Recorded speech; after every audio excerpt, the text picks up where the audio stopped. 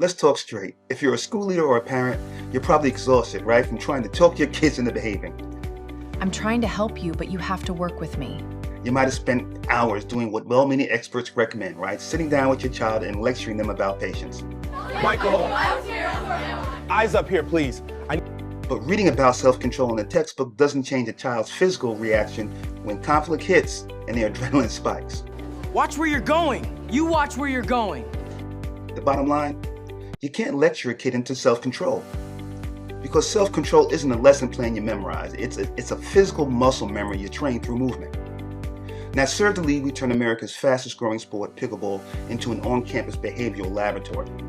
So we help students develop lifelong coping mechanisms by combining cognitive behavioral therapy with high repetition athletic pressure.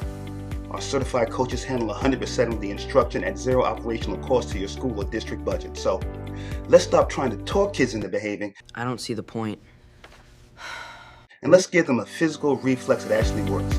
Download our technical starter kit right below this video, and let's get your campus on our master schedule.